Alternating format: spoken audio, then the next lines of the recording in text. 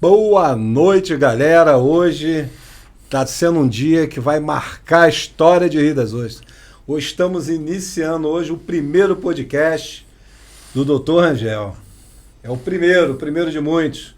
E com muita relevância, muita coisa maravilhosa que você que está me ouvindo vai ficar abismado e vai ficar muito satisfeito, porque aqui é um podcast da verdade, onde nós vamos falar a verdade e muita coisa para o crescimento da nossa cidade e principalmente do nosso país. Então esse é o início de um novo amanhã para a nossa cidade, esse podcast. Então firme conosco que tem muita novidade por aí. Eu estou aqui me apresentando, meu nome é Luiz Veloso, eu sou um cara simples, sou um vendedor de consórcio comum, já há 18 anos na cidade. Muita gente me chama de Luizão do consórcio, né? Outros me chamam de Luizão da igreja, né? Atuei muito na igreja católica, principalmente do outro lado da ponte, lá do Marilé, de São Benedito. Sou muito conhecido nessas igrejas católicas que nós temos aqui na cidade e por várias atividades que eu desempenhei durante esses 21 anos aqui na cidade. E hoje é muito especial no sentido que eu vou logo passar a bola para o nosso convidado. Vou passar a bola porque os assuntos é importante, é relevante dentro do nosso município, do nosso país. E como eu falei que é um momento de verdade, e eu costumo dizer que a mentira não se sustenta e a verdade sempre prevalece.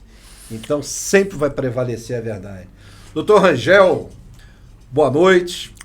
Boa noite, Luizão. Não poderia tratar você de Luizinho, um homem com 1,90 m, né? 46 de tamanho de pé não dá, né? Com essa estrutura toda, né? É uma alegria, Luizão, estar aqui batendo esse papo informal com você sobre coisas relevantes, sobre temas relevantes da nossa cidade, naturalmente. Eu vou evitar aqui a minha apresentação, porque eu sou velhinho, estou aqui há 35 anos, né? Estou com 78. Você vê quando é que eu cheguei aqui. Acho que a maioria me conhece, porque eu sou um homem que vivo na rua, sou advogado, todo mundo sabe disso, né? Sou um pequeno empresário também em Rio das Ostras.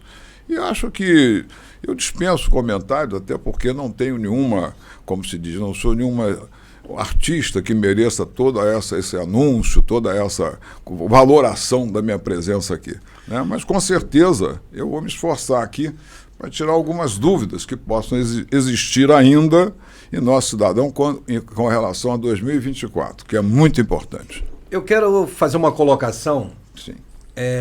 Sobre uma situação. O porquê eu estou aqui, o porquê eu estou nessa caminhada. A minha caminhada começou em 2018, para as pessoas entenderem o porquê. Em 2018 eu vi um vídeo do padre Paulo Ricardo, falando numa dessas sessões assim da Câmara, explicando o que é marxismo. Sim. E quando eu escutei aquilo, parece que é como se mudasse a chave da minha vida. E eu fiquei apavorado. Aí eu comecei a me aprofundar dentro de tudo aquilo que aconteceu. Literatura, né? Fui me aprofundando e fui vendo grupos que defendiam uma série de coisas que é um absurdo.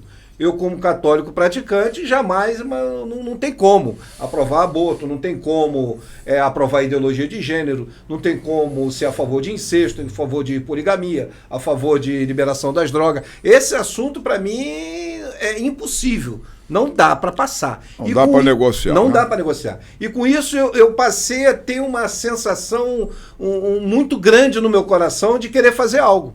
Por quê? Aos 60 anos, eu verifiquei que eu fui, me desculpe a expressão, um idiota.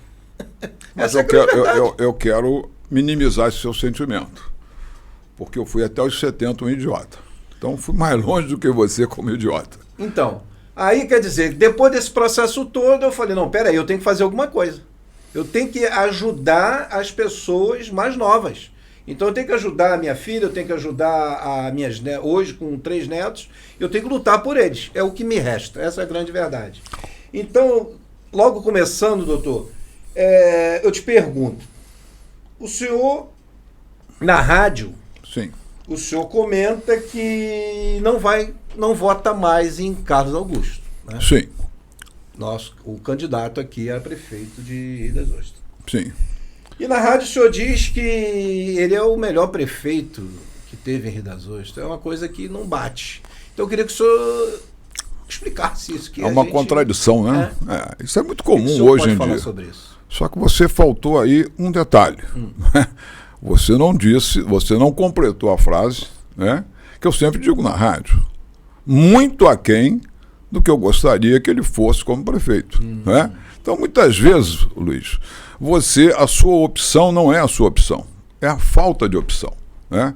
Então, se eu botar aí... Mas antes eu queria fazer aqui um reparo. E eu não fui fazer direito à toa. Né? Eu sou uma pessoa extremamente preocupado e revoltado com tudo aquilo que é injustiça, né? O pisar do forte no fraco, o poderoso que tem dinheiro pisando nos outros, explorando os outros. Por isso que eu fui fazer direito. E eu quero fazer aqui um reparo. Esse dia num bate-papo, né? E eu sempre falo isso e falo com muita tranquilidade, sem nenhum medo de errar. E deixo até um convite para quem estiver participando e quiser vir aqui trazer prova em contrário. Né? Eu, como você, fui um perfeito idiota até 2016. Até 2016 eu fiz a vala comum do cidadão. O que é isso? Né? Rangel, você vai votar em quem? E o Jebim, meu irmão, meu amigo, disse que fulano é gente fina. E eu votava no gente fina, né? Estou pagando o preço agora. Estou vendo o preço do meu comportamento idiota, né? Votando no gente fina, porque política e voto são as duas coisas, depois da nossa saúde e do nosso nome, pelo menos é assim que eu faço a minha vida, né? As coisas mais importantes, não é? Você vê o momento que nós estamos passando no país de hoje, veja o que essa juventude está esperando pela frente. Meu caso é o mesmo seu. O que tem um homem de 78 anos, né, tá fazendo agora aqui no estúdio, batendo um papo sobre um tema importantíssimo, né? O que você ganha, o que eu ganho? Absolutamente nada, mas nós temos preocupação, nós somos patriotas, nós gostamos do nosso país, nós gostamos do nosso município, e o mais importante, né? Eu gosto, me preocupo com todos os jovens. Eu tenho uma filha com 45, tenho um netinho agora com 4, e eu quero deixar o país que eu vivi lá atrás, muito melhor do que os dias atuais, para que eles possam viver isso, né? Nós temos um país extremamente rico, um país poderoso, infelizmente explorado aí pela aquela minoria, né, mais poderosa que está lá à frente dos poderes. Mas eu quero fazer um reparo aqui, Luiz. Eu sempre digo isso, que eu faço parte da direita sem menor receio, sem nenhuma vaidade, né, e com muita alegria. Eu faço parte da direita autêntica, raiz de Rio das Ostras.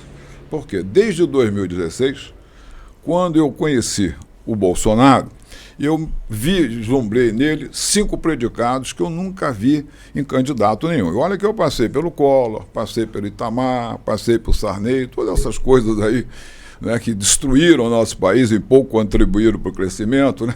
Depois veio o Lula, Fernando Henrique Cardoso, em suma, todas essas pessoas que nunca amaram o nosso país e simplesmente nos usaram e nos exploraram. Então, eu me sinto muito à vontade, né? Eu vi no Bolsonaro coisa que eu nunca tinha visto em ninguém. O Bolsonaro é um cidadão autêntico, as pessoas têm dificuldade, e com relação a essa questão da autenticidade, de gostar da verdade, eu aprendi isso num momento muito delicado da minha vida. Eu aprendi com a morte do meu pai. Né? Meu pai era um homem de 52 anos, mas extremamente elétrico, trabalhador e tudo. E naquela época, a minha mãe me ligou e disse, olha, seu pai está aqui e tudo, não está mais conseguindo agora se mover, está com dificuldades, né? E você leva ele lá em Niterói, porque aqui em Campos eu não sou campista, né? Nasci lá em 45, em 64, na época da chamada Revolução Militar, que não houve. O que houve foi um governo militar e eu sinto muita saudade. Porque naquela época eu saía, voltava para casa a hora que eu queria voltar, todo mundo brincava. Era outro mundo, muito diferente do mundo que se fala hoje, um mundo de liberdade, né? E naquela época a minha mãe disse para mim, olha, vai lá em Niterói, leva seu pai lá para poder consultar com o médico. Eu nunca esqueci, doutor Praxedes, um grande médico no Hospital Antônio Pedro, para ver o que seu pai tem, porque não pode continuar assim. E eu trouxe meu pai, apresentei o doutor Praxedes. E o doutor Praxedes me disse o seguinte, você vai embora e volta daqui a 72 horas que eu vou dizer o que seu pai tem. E eu voltei lá, humildemente, tranquilo.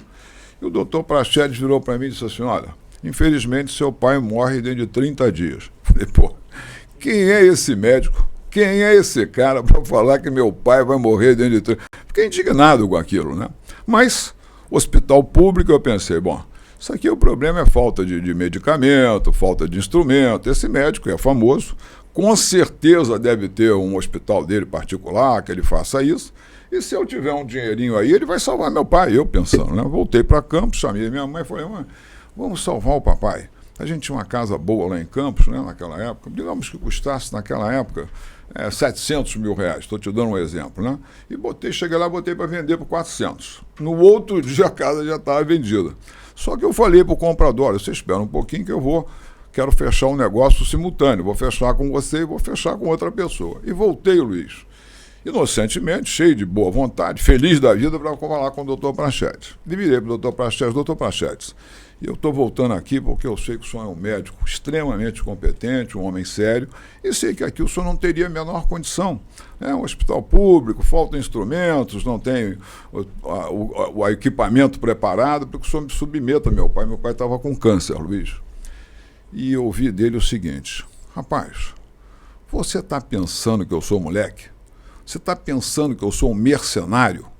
Eu disse que seu pai vai morrer, porque ele vai morrer. Luiz, eu saí dali, rapaz, cuspi no fogo, entendeu? Mas você sabe o que aconteceu? Meu pai morreu no 30º dia, entendeu? Você vê, se o médico, se eu gosto, como a maioria das pessoas gostam hoje da mentira, da leviandade, do tapinha nas costas, da hipocrisia, que é uma marca hoje muito comum nas pessoas, perdi a minha casa, perdi meu pai e o médico quer dizer para mim, olha, na hora da cirurgia lá, o coração do seu pai não estava legal, falhou e ele morreu. Então, uma coisa que eu me habituei cedo foi de gostar da verdade. Eu prefiro um não verdadeiro do que um sim mentiroso. Porque quando o cara diz para você um não verdadeiro, ele te dá a oportunidade de procurar outra opção. Né? E quando ele fica te enrolando, você perde tudo, né? Quando não perde a vida. Mas isso só para dizer a você o porquê do amor à verdade. E me identifiquei com o Bolsonaro, porque ele é autêntico, né? Alguns dizem que o cara é tosco, é grosso, né? Por quê? Porque prefere a enganação dos políticos antigos, tapinha nas costas e tal, e vamos jogar uma partida, vamos tomar uma cervejinha. E o idiota útil, como eu fui, né, tá ali acompanhando aquilo, ajudando alguém, transformando um bandido em político, né? Porque as pessoas dizem assim, não, se ele chega lá, se transforma, era honesto e acabou lá se envolvendo, modificou. Não. A oportunidade, Luiz, faz o crime, mas o bandido já nasce feito. Então ninguém entra lá que é honesto e vira desonesto. O cidadão já é desonesto, né? Já vê na política hoje um balcão de negócio, uma forma de ganhar dinheiro. Não há aquele espírito de solidariedade, de servir ao próximo, que é o que a gente espera de um político. Eu vi isso no Bolsonaro. Vi que ele era um cara extremamente corajoso, humilde e patriota. Eu nunca tinha visto isso em ninguém e de 2016 para cá nunca mais deixei. Todas as manifestações que ocorreram em Rio das Ostras, pode ir lá pesquisar oficialmente lá na guarda, onde foi, está lá o meu requerimento, eu sempre fiz as coisas regularmente, eu sou um servo da lei, sou advogado, né?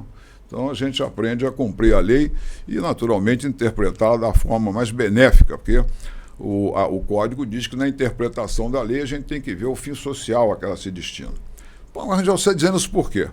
Porque eu nunca vi pouquíssimos políticos aqui, não é, vestiram a camisa do Bolsonaro. E eu cito alguns exemplos pequenos e quero fazer um reparo hoje porque eu esqueci um participante daqui, até ele agora me parece que é candidato.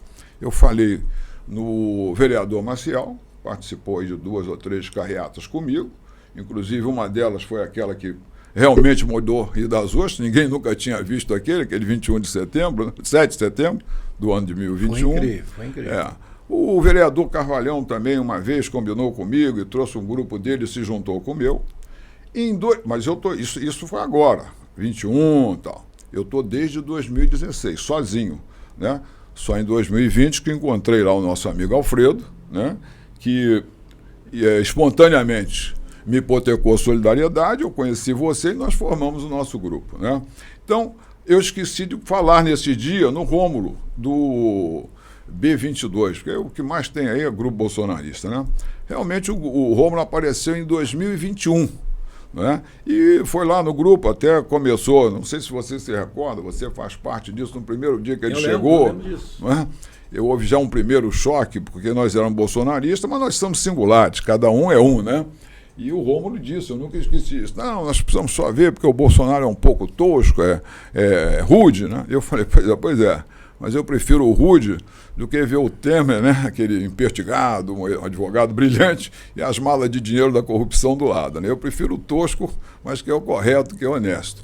Mas ele se ajustou com a gente e nós fizemos aí umas 4 carreatas, não sei se você se lembra. Lembro. Nós saímos de lá, ele estava aqui no Trevo, né? E rodávamos, ele participou com a gente de umas 4 ou 5 carreatas. Eu estou fazendo isso aqui porque eu volto a dizer, ninguém participou absolutamente de nada. Agora, tem muito bolsonarista aí, surfista, oportunista, que agora vai chover bolsonarista aí, né? Mas bolsonarista de sofá, né? Que eu até admito muitos e entendo. Você sabe que bolsonarista tem uma grande maioria que são pessoas idosas, são pessoas muitas vezes doentes, que não podem sair de casa, são pessoas que trabalham à noite, não podem se... Agora, tem muita gente que nunca mexeu uma pedra, nunca mexeu nada e vai surgir agora aí como bolsonarista. Então, tudo isso para matar essa injustiça que eu tinha esquecido do Rômulo. Agora vamos falar de Carlos Augusto. Eu vou dizer a você o porquê que eu não gostaria, apesar... né, de você começou fugindo do tema, porque nós estamos para falar aqui das escolhas do Bolsonaro. Mas você não vai, sim, mas você não vai ficar sem resposta, né? Qual o meu problema com o Carlos Augusto? Quem ouve o meu programa na rádio, né? Não sei nem se o meu diretor aqui, o meu patrão vai me mandar embora, o Jebim está aqui me ouvindo, né? Eu sempre disse que eu não gosto do político profissional. Político tem que trabalhar. Né? Eu entendo o ato de ser político como um ato de solidariedade. Eu moro em Rio das Ostras, minha família está aqui, o pequeno patrimônio que eu tenho aqui, eu vou pegar 4 anos da minha vida e vou trabalhar, porque nessa política pública que está falhando, eu tenho experiência, tenho conhecimento e eu vou ajudar a cidade. Né? Porque eu não tenho aquele pensamento imediatista, eu preciso ver o resultado agora. Eu estou ajudando a cidade, estou ajudando a minha família que mora aqui. Se o meu patrimônio vale 10 mil reais, vai valer 30, não é? Porque é uma cidade limpa, uma cidade organizada, uma cidade segura, um trânsito pacífico, tudo valoriza. E vem para cá o empreendedor, porque eu defendo a socialização da riqueza. Né? E as pessoas aí que seguem a ideologia da esquerda defendem a socialização da miséria. Como democracia, a convivência dos opostos, eu convivo com essas pessoas, respeito, mas não aceito. Né? Eu quero que o Estado, que é um mero instrumento, o Estado existe para nos servir, não é? Sirva as pessoas e não explore as pessoas. Então, o Estado tem o dever de criar oportunidades. Botar aí um hospital de primeiro mundo para a pessoa humilde, botar aí educação de primeiro mundo para as pessoas que querem crescer na vida, principalmente os mais humildes, que não tem outro caminho a não ser o aprendizado, né, o conhecimento, a aquisição do conhecimento. Uma cidade segura, né, porque uma cidade insegura, não adianta você estar aí fazendo um projeto que você pode morrer a qualquer hora. É isso que eu defendo. Uma oportunidade para que o pobre de hoje seja rico amanhã. O balconista da farmácia seja o dono da rede, a cadeia amanhã de farmácias que existe aí. Né? Eu defendo isso. E não você pegar todo mundo, inclusive os ricos, e tornar todo mundo miserável, como você vê nos partidos, no país comunista. Né? O país comunista só vive no Fausto os ditadores, aqueles que estão lá em cima, vivem com fortunas. Vai procurar saber a fortuna do Fidel Castro, a briga lá dos filhos dele, não é?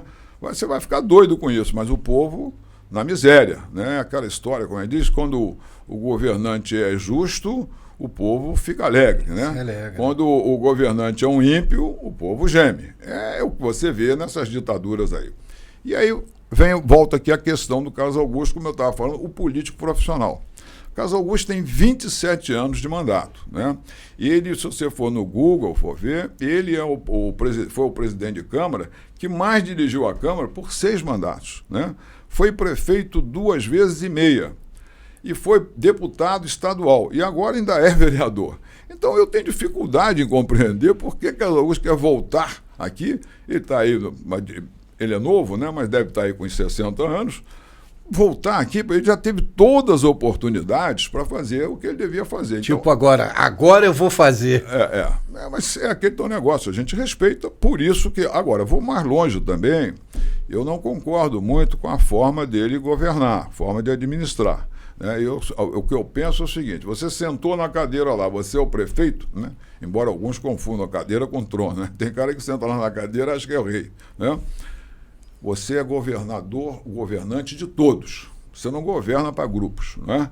E o político antigo, ele cria esse problema, porque normalmente ele não consegue atender às ansiedades da sociedade. Então, ele não cumpre o que ele deveria cumprir, ele faz favores, não é? E aí, você precisa de um médico, como eu vejo aqui, o cara não vai direto no hospital, ele vai procurar o vereador para ajudar ele, né, a conseguir um médico. Esse vereador não presta, porque se ele prestasse, ele não tem que pedir favor, eu estou pagando a você. O servidor, o vereador, qualquer um deles, é servidor público, está lá para servir. Um vereador que se presta a levar você para passar na frente de outra pessoa, porque você é amigo dele, ele com certeza é um péssimo vereador, porque ele deveria lutar para você chegar lá no hospital e ter um médico lá, uniformizado, competente, bem pago pelo município, para te atender. Mas as pessoas não sabem disso, né? O brasileiro como se diz, corrupto, o brasileiro vende o voto. Sim, existem aqueles que vendem o voto, e eu até defenderia, com o pequeno conhecimento que eu tenho ao longo dos 78 anos, que existem os ricos que são muito mais corruptos do que os pobres, entendeu? O pobre é inculto. Na verdade, ele não sabe os direitos que ele tem. Por não saber os direitos que ele tem, ele troca direito por migalha. Então, ele vai lá, quando ele chega lá no hospital, ele acha que o prefeito ou quem lá que você está fazendo um favor a ele, porque ele botou um médico lá para ele. Ele não sabe que já chegou ali no bar de manhã cedo, tomou um cafezinho e pagou imposto. Já pagou tudo. Pagou tudo. Ele não sabe disso. E aí continua fazendo dessa maneira. É o que acontece com os políticos antigos. Você imagina quantas pessoas hoje devem favor ao prefeito Carlos Augusto. E quantas pessoas o ex-prefeito Carlos Augusto deve favor também. Não é? E aí passa a governar só para grupo, para aquelas pessoas que mutuamente se fizeram favores, não é? E com isso quem perde? A população. Vou te dar aqui um exemplo, por exemplo, que eu sempre me debati, você sabe que eu trabalhei com ele, tive a alegria de trabalhar com ele durante 6 anos, né? Uma coisa que eu sempre, na época, eu pulava, né, como se diz, debatia e defendia isso. Você sabe que Rio das Ostras tem um péssimo serviço de transporte público. Péssimo. A qualidade é péssima. O negócio é feio. Por que é péssima essa qualidade do serviço público? Porque nenhum permissionário tem uma permissão obtida num processo de licitação com isenção, não é? Porque você não vai comprar uma van, gastar 400, 500 mil reais numa van, que eu imagino que é o que custe hoje, com ar-condicionado, com tudo, para dar conforto ao povo, se você não tem uma permissão de pelo menos 20 anos, que garanta a você o pagamento desse veículo. Então, um investimento, né? O que acontece? Sem licitação, o permissionário não compra uma van nova, fica essa van aí toda sucateada. Quem é que paga a conta? Quem é que é transportado com todo o desconforto, sem nenhuma cautela com a sua vida? Porque essas pessoas aí não têm nada a perder, né? E ficam à discrição do poder, porque eles não têm uma permissão obtida, que tem um valor contratual, numa licitação. Então amanhã o prefeito não gosta, manda cortar a linha ali, e o cara fica sem linha, sem nada, perde o meio de sustento da sua família. Aí você fala com um cara igual a Carlos Augusto, e não é ele só não. O próprio Marcelino continua do mesmo jeito, né, fazendo a mesma coisa. Mas eu digo ele, porque começou com ele, em 2009, uma ação do Ministério Público para que ele licitasse as vans, que é o que eu acho que seria o melhor para todo o povo. Mas qual o pensamento que tem? Né? Eu conheço o Carlos Augusto, ele vai dizer assim, não, mas nós vamos desempregar aí, hoje são 290 ou 300 permissionários. Não, nós vamos desempregar aí 100 famílias, porque 100 não vão ter mais meio de comprar a van, não, vão perder Sim, Olha a ideia, eu estou preocupado com 100 famílias, mas não estou preocupado com 150 mil pessoas que usam a van, né, para proteger o quê? Aquela meia dúzia, não é? Eu não penso desse jeito, penso que o governante ele governa para o povo, para todos. Não interessa quem vai zangar ou quem não vai zangar. Né? Agora, faça um processo de licitação com isenção, né? Sem, como se diz, tapear, sem enganar, né? No processo, um processo já combinado, com carta marcada. Quem ganhou vai ter lá os seus 20 anos, né? Com um carro de qualidade para servir. Só quem vai ganhar é a população. E hoje você não tem isso exatamente por causa disso. Você verifica o seguinte, olha a forma do Carlos Augusto governar e olha a forma daquele que nós admiramos, que é o Bolsonaro, né? Carlos Augusto, em 2017, ele ocupou de 2017 e 2018. Foi a época que a prefeitura mais teve funcionários. Se você olhar direitinho aí, eu acho que eu fiz aqui, ó. 2017 eram 4.122 servidores. 2018, 4.853 servidores. Nunca a prefeitura teve tanto servidor. Muito bem. Veio a crise, não sei se você lembra da Dilma, passagem por Temer, houve uma caída da arrecadação. O que você faria se fosse na sua casa, né, numa crise, você que tinha uma faxineira, uma passadeira... Diminuir a despesa, não tem jeito. Cortar. Né? Não tem Não, jeito. o Carlos Augusto fez o quê? Aumentou o imposto, aumentou o preço da iluminação pública num patamar impossível de você imaginar isso, né? E aumentou o BIPTU no mesmo ano de 2017, quando seria muito mais fácil, né? Quer dizer, sacrificou a população toda em vez de sacrificar 1.000 funcionários que ele mandasse embora. Né? Enxugava a folha, não tinha necessidade de aumentar imposto, aumentou imposto e sacrificou a população toda. Eu não concordo com isso, eu não admito isso. Né? A democracia, um dos pilares da democracia é a vontade da maioria. Né? Você não pode também exercer essa vontade da maioria matando a minoria, não é isso. Mas a minoria tem que se adequar à vontade da maioria. Tem que haver aí aquilo que nós chamamos de técnica da ponderação, né? Técnica de ponderação. Você vê qual foi a vontade da maioria, vê qual foi a vontade da minoria, a maioria predomina sem extinguir a minoria. Mas não se faz isso. Esse caso, por exemplo, que eu estou dizendo para você aqui, é tipo do caso que eu não concordo com ele. Nós vamos deixar de sacrificar 1.000 servidores, né, com as famílias, vamos botar aí 5.000 pessoas para servir mal a 150 mil habitantes que tem em Rio das Ostras. E esses são os motivos com que eu não concordo. Isso aí me parece muito o governante de hoje. Né? Tem nada a ver com aquilo que o Bolsonaro pensa. Você vê, o Bolsonaro cortou impostos, não é?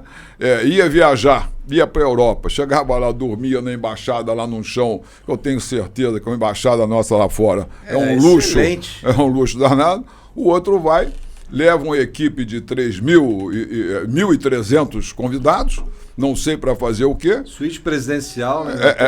E nós estamos aqui, nós que eu estou dizendo, inclusive o pessoal da produção, né?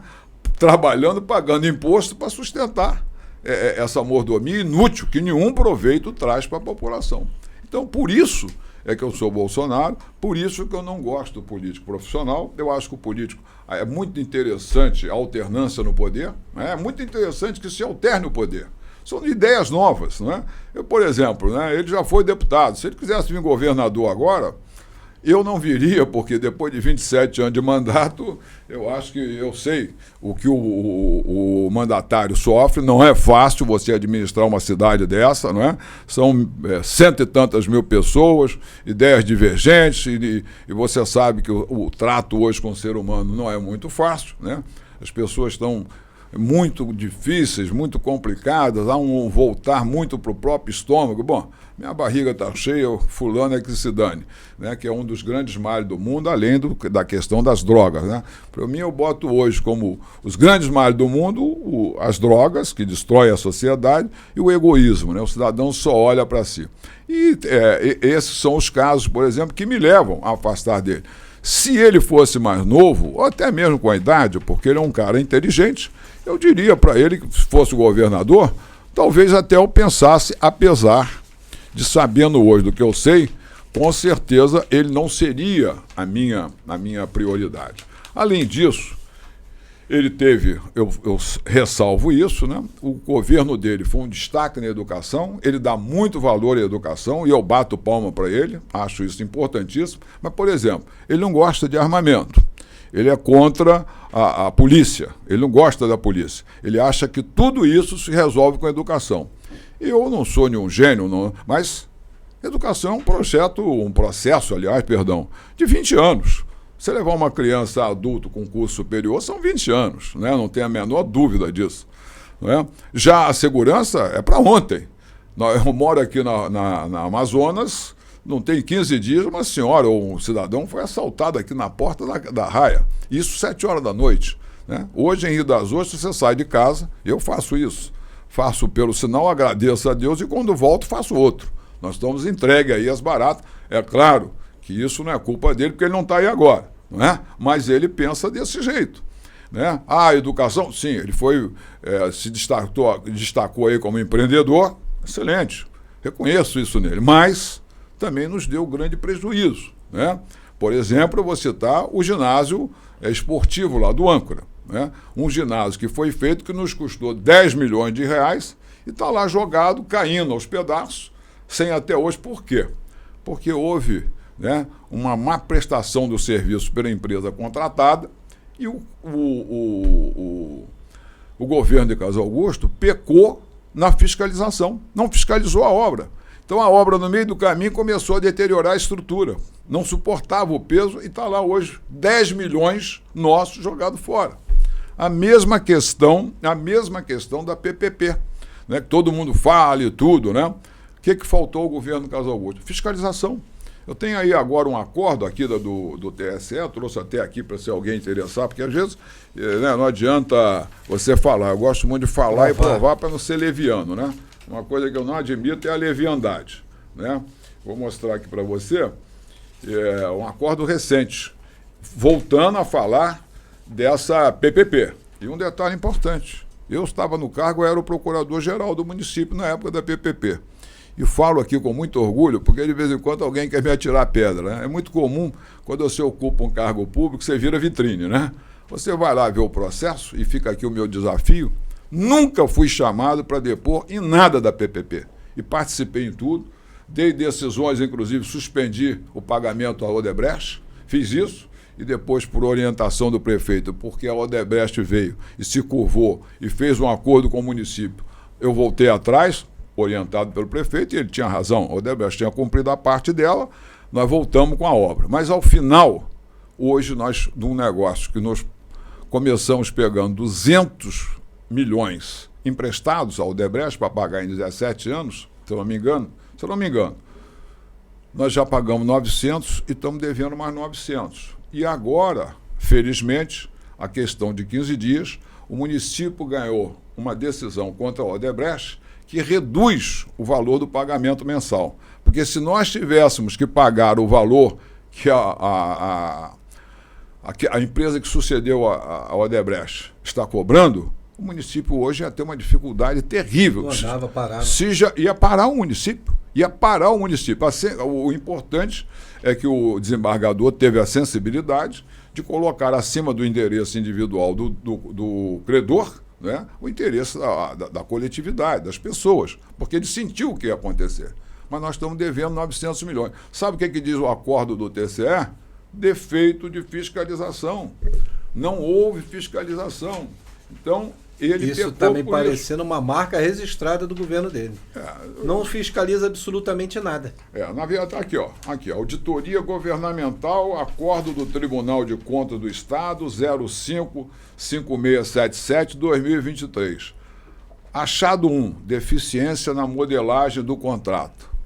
2, deficiência na fiscalização da prestação de serviço. Desequilíbrio econômico e financeiro do contrato. Irregularidades na atividade fiscalizatória da execução de obras civis. E hoje nós estamos enfiados. Então, quando eu comparo ele com Sabino, que para mim com todo respeito aos que pensam diferente, porque eu respeito as pessoas, né? Mas não posso concordar. Para mim, talvez, ficar difícil comparar Sabino com o governo atual, né? O governo atual, no meu entendimento, por falta de assessoramento, eu não vejo que o prefeito Marcelino tenha tido sorte de selecionar bons quadros, né? No meu entendimento, ele é mal assessorado e não teve também, como dizer assim, senso para trocar esses assessores, porque você coloca uma pessoa esperando que ele te dê um resultado. Se não dá o resultado, você tem que trocar. Agora, você tem que ser um prefeito independente, né? Porque se você ter sido eleito com dinheiro de empresa, você vai ter que botar lá um jogador de futebol para ser o secretário de saúde. Estou dando um exemplo grosseiro aqui, né? Eu não sei porque não sei como é que foi a campanha dele, inclusive eu não votei no prefeito Marcelino. Bato palma lá na rádio quando merece, porque eu sou independente, eu não tenho favor, não tenho conta com ninguém, e também censuro, como hoje censurei, a questão da segurança na cidade, né? Ele lutou, e eu lutei muito por isso, inclusive o delegado de polícia fez constar o meu nome lá no dia da aprovação de armar a guarda, inclusive estava lá o vereador também, Maciel, falou sobre isso, porque há muito eu luto por isso, e ele mandou o projeto para lá o prefeito. Isso já foi aprovado há uns 6, 8 meses e até hoje a guarda não está armada. Aliás, você nem vê guarda na cidade, né? Então, isso são pecados que ele comete, que eu vou fazer. Quando aprovou lá, eu bati palma para ele. Eu não tenho conta com ninguém, nem com Marcelino, nem com Sabino. Sabino, por exemplo, as pessoas diziam, o homem que construiu o Rio das Ostras. A minha lojinha na época, né, o meu escritório era aqui na esquina da Amazonas, era ali na esquina. E eu, sempre, como sempre, trabalhei muito, eu vivia dentro do meu escritório. Então eu saía, via aquelas ruas todas asfaltadas, a Amazonas, eu cansei de atolar aí com o meu carrinho aí, ficar preso quando chovia e tudo. Via aquilo, falei, não, agora realmente Rio das Ostras. Aí voltava lá em Teresópolis. Eu vim de Teresópolis para cá. Aí os caras diziam, pô, Rangel, e agora Rio das Ostras? Eu falei, rapaz, você não sabe o que é morar bem. Eu agora estou vivendo um paraíso. Só que eu estou lá dentro do meu escritório, né? Depois é que eu fui ver que ele asfaltou a cidade toda e não passou a tubulação de água e esgoto. Depois quebrou tudo, você anda em Rio das Ostras hoje, tudo quebrado, tudo destruído, quer dizer, gastou 2 vezes, não é? E as pessoas dizendo, não, então, não, o homem que construiu. Ora, você vem aqui, diz que quer ser prefeito, me pede o seu voto, me mostra que você vai fazer alguma coisa, e depois você faz ali, asfalta uma rua, eu vou lá botar uma faixa, obrigado, prefeito. Você cumpriu o seu dever, rapaz. Não foi você que pediu para ser prefeito? Você cumpriu o seu dever, mais nada do que isso. É claro, né, que no final do seu mandato eu faço questão de ir lá e te parabenizar. Olha, Luiz, você foi decente, né, o município cresceu bastante, você tomou conta das coisas básicas, mas se não for isso, eu não vou bater palma para você, não tem porquê. Eu pago o seu salário. Quando eu digo eu, todos aqueles que estão me ouvindo, né? Nós somos os mandantes. Eles são mandatários, são temporários. Nós somos perenes, nós ficamos aí. Então, são essas quantos bilhões que gastaram nesses últimos anos, esses prefeitos, e só temos, se eu não me engano, 27% de saneamento. Uma loucura. Preciso falar alguma coisa? Preciso falar mais alguma coisa? Isso. Não. Na última eleição, eu fui candidato a vereador, né? Ainda hoje uma mulher, uma amiga minha, estudante, estudou comigo lá em Campos, em 61, olha só, 61, vê quanto tempo tem até hoje. Formaram um grupo lá, LHC, Liceu de Humanidade de Campos, 61. E ela hoje me perguntou, poxa, eu botei lá o podcast, Angel, você vem candidato aqui? Eu falei, nunca mais, candidato a nada. O povo não me quis, eu tenho que respeitar a vontade do povo. Até porque eu estou com 78, eu também preciso ter meu espaçozinho aí para curtir meu neto. Mas nunca mais, até o meu último dia aqui, eu fico fora da política, vou participar ativamente e vou sempre falar na importância do voto. Entendeu? As pessoas, infelizmente, não dão e depois fazem aquilo que diz aí a Bíblia, né? Vão gemer de dor em razão dos maus governantes. Mas uma coisa, Luizão, você pode ter certeza, né? Eu estou falando isso aqui e falo tranquilamente porque eu sei o governante que eu quero para mim. Então, hoje eu prefiro um governante novo. Mas você sabe aquilo que eu disse, né? Você sentou na cadeira, botou a cara na vitrine, começa as pancadas. O que tem de gente leviana, não, mas porque o cara é ladrão, que dê a prova do roubo. não é? Eu não posso sair por aí, por isso que estão querendo cortar a nossa liberdade de expressão. Que não há necessidade, porque há sanção no Código Penal para isso. Não tem que cortar. Né? Mas eu tenho que me responsabilizar pelos excessos. Né? É uma leviandade eu dizer que você é ladrão quando eu tenho certeza que você nunca roubou. Mas eu posso falar o que eu quero, né? Eu vou jogar aqui o Luiz aí no lixo, aí vou promover um linchamento moral do Luiz. Isso é um absurdo, um contrassenso. Pior que as pessoas acreditam. O pior que as pessoas acreditam, né? Então, eu, por exemplo, eu não voto hoje em ninguém, absolutamente ninguém, que eu não tenha consciência da probidade, da decência, né? E você participa comigo. Hoje nós estamos aqui nesse podcast, batendo esse papo informal. Se lá em Brasília agora estiver sendo votado um projeto contra o país e contra o meu interesse, o seu interesse, eu não sei se nós vamos não aprovar o projeto, porque nós podemos ser minoria. Mas eu tenho certeza que a deputada que nós escolhemos, a Cristonieto, vai votar contra tudo aquilo. Tranquilo.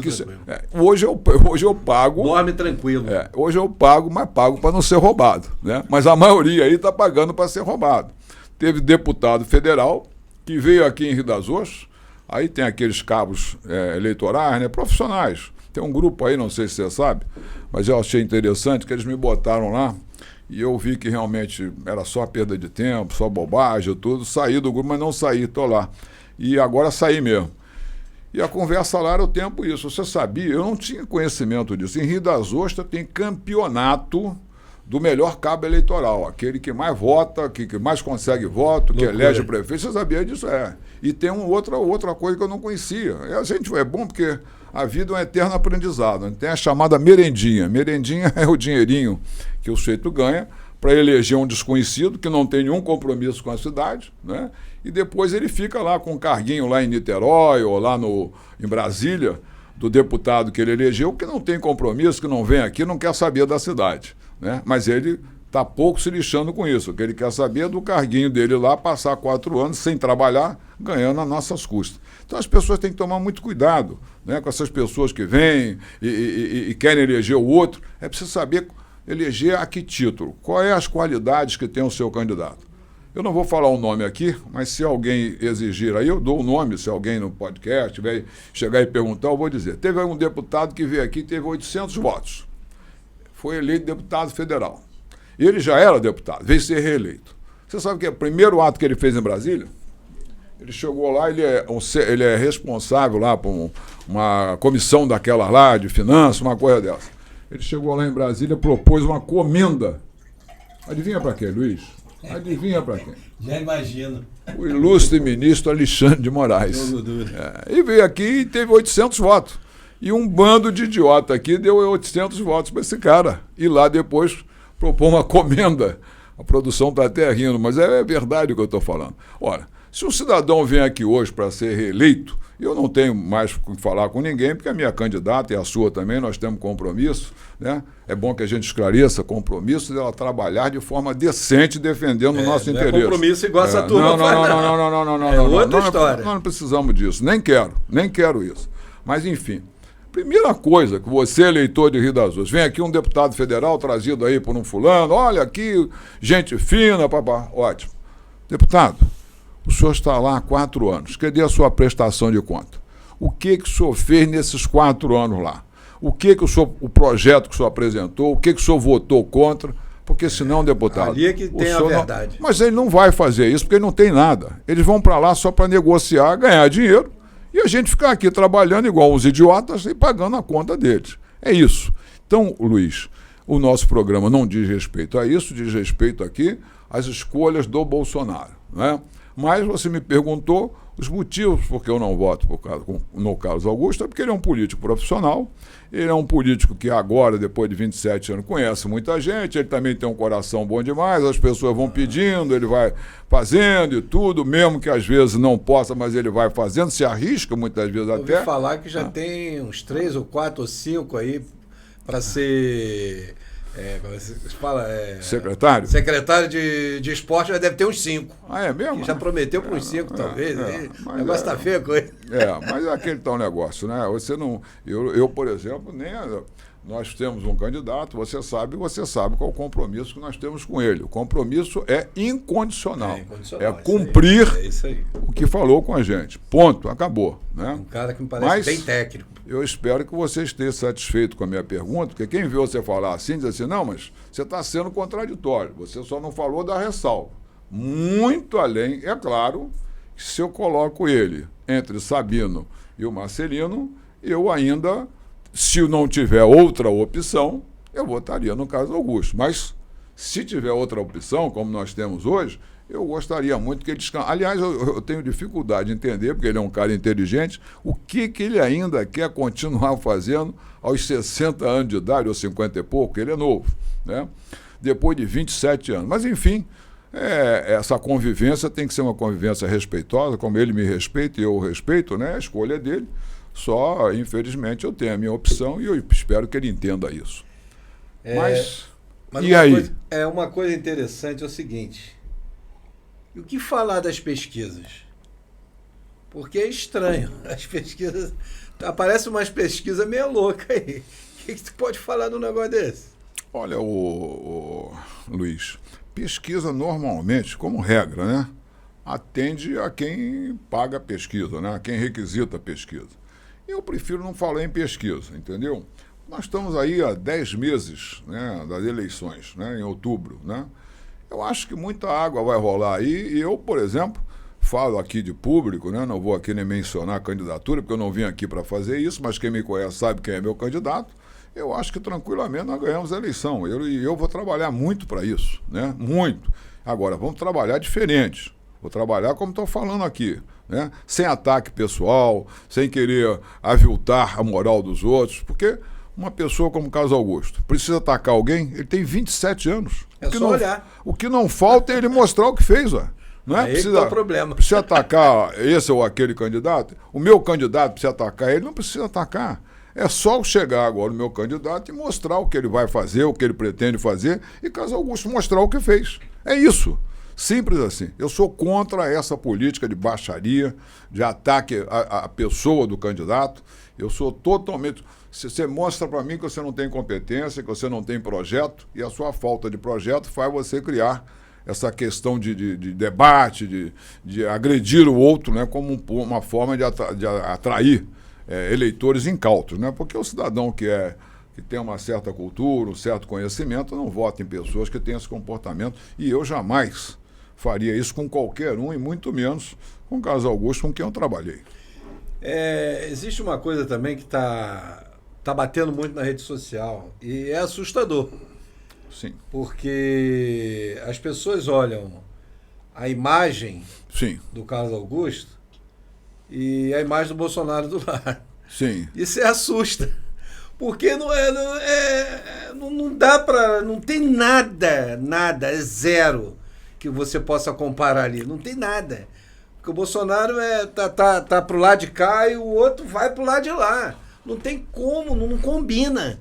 E fica essa historinha Você está falando sobre uma imagem aí que apareceu, que o Bolsonaro estaria apoiando o Carlos Augusto. Né?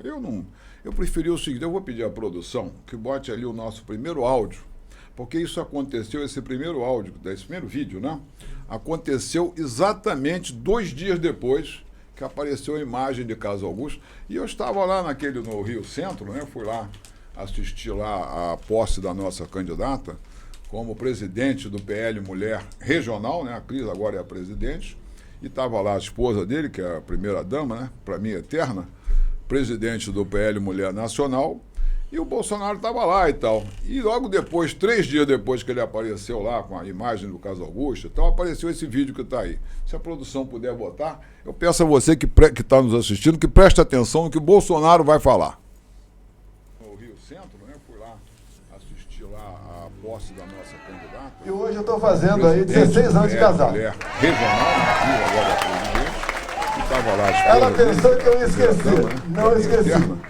Presidente do PL Mulher Nacional. Então, dizer a vocês que e logo depois, 3 dias depois que ele apareceu, fim de semana, estive na cidade de Doutor, Rio de Janeiro. Se a produção puder botar, fizemos peço a você que está nos assistindo que preste atenção no que o Bolsonaro vai falar. Da região toda, coordenada pelo Altineu, foi um sucesso. E o Pele Mulher, aí 16 anos de casado lá. Algo fantástico. Ela tem história que eu me esqueci.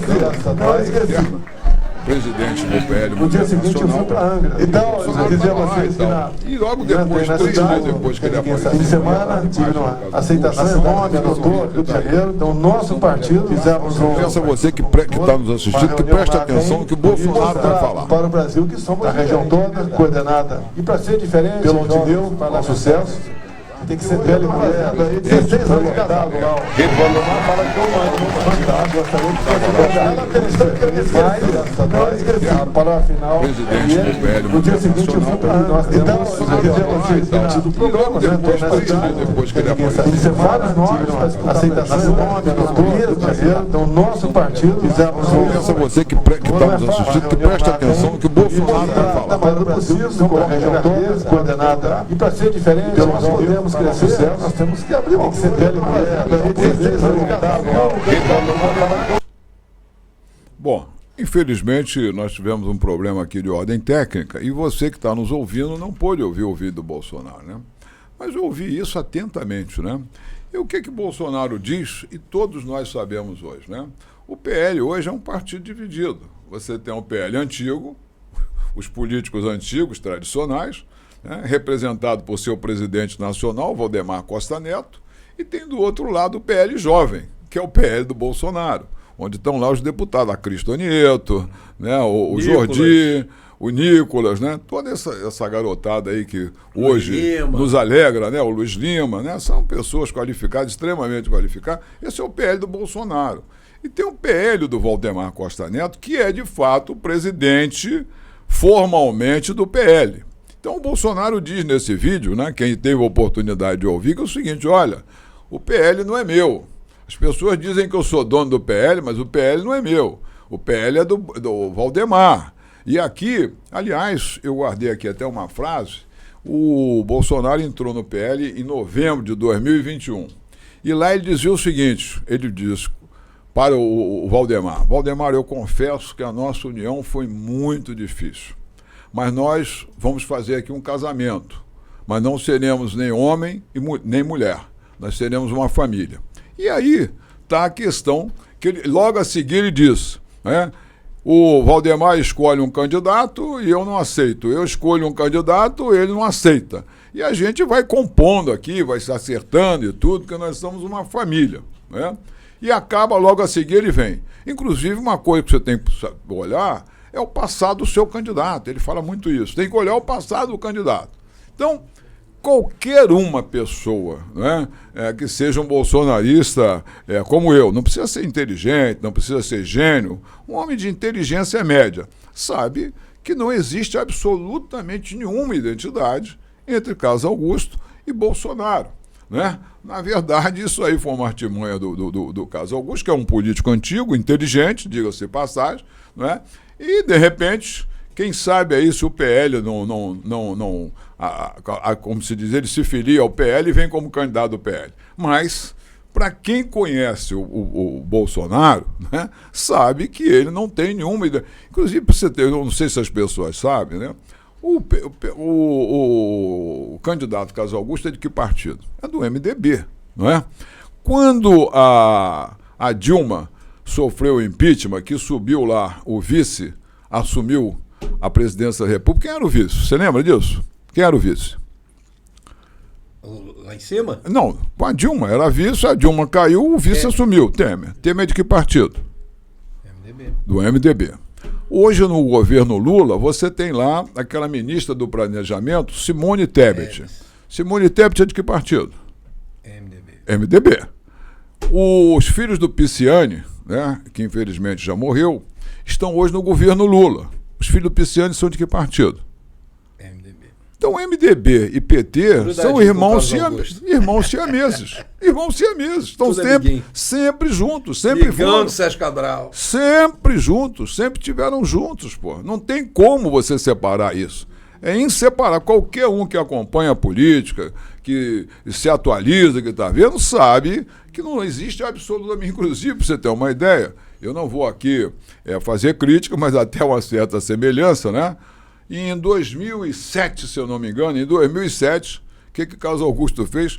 É claro, né, havia naquela época um conhecimento mundial até da qualidade de saúde e de educação em Cuba.